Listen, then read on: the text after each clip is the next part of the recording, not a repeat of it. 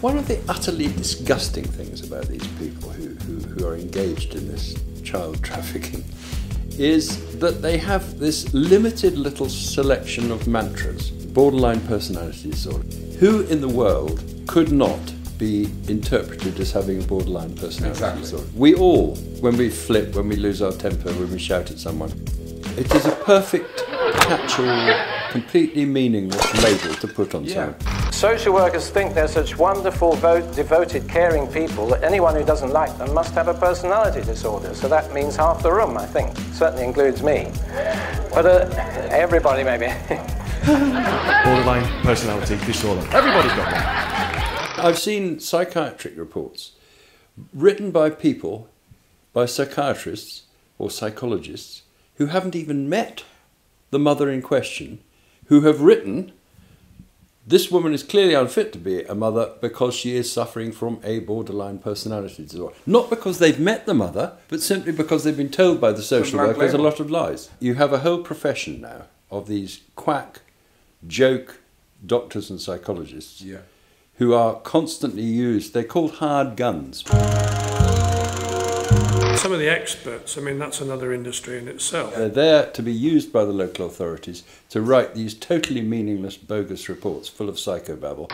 We have people who clearly aren't expert at what they're doing. Often just taken off the internet or from some template. Or from a previous report they've written for the local authorities. There was one particularly laughable example where a mother had to challenge a report submitted to the court, and she looked at it and she said, "This is not talking about my daughter because it's talking about he all the time." And it was quite clear that the psychologist had simply taken something from somewhere else, fed it through her computer, but she hadn't noticed that the sex had changed to the person she was meant to be writing about. Well, basically, they just use what they want to use. They don't care about if it says what they want, it's great. If it doesn't matter how much money they've spent, they'll go on and do something else. What did the judge say about this then? It was magistrates in this case, and they ignored it. It's a case of, it's like playing Monopoly with someone who tips the board up. They get to the point where they're not going to win and the ball goes over and you've got to start from scratch. And it's a case of, you're still reeling from what's happened before, and why can't you let the past go, Mr. Barnard? We're starting fresh. It's a new beginning.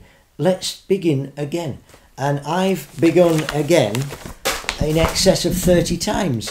Sorry about that. Sorry. The challenge was made, and they said, "Oh well, that's not relevant. The child still should be taken away." It just passed them by. We're dealing with very low-grade people here, and magistrates are the worst of all because, of course, they haven't got even any legal qualifications. At least the judges have got that. In family court, often the judge is a lay person. I mean, there are one or two quite good judges. I don't want to be totally condemnatory.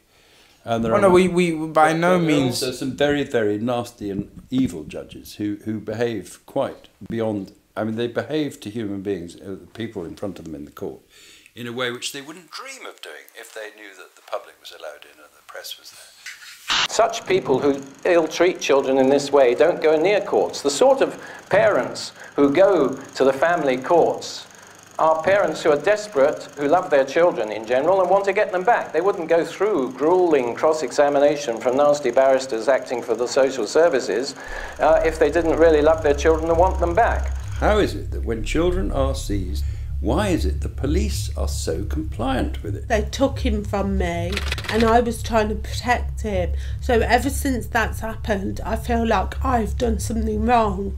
I didn't protect my son. You're brought up to respect. You're brought up to trust and respect authority.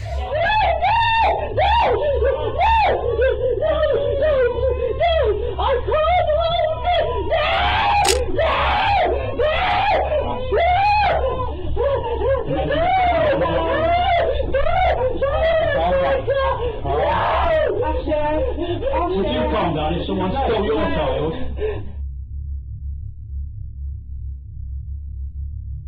They had an order. If you look at it though, you can see it's photocopied, most of it, and then you can see where the pen pressed down, where they filled out a bit of it. So that was an obvious fabrication, and they've never shown the original. And the police just blindly follow the order. They say they've got an order, they've got to follow it. You know, it sort of reminded me of the Nuremberg trials.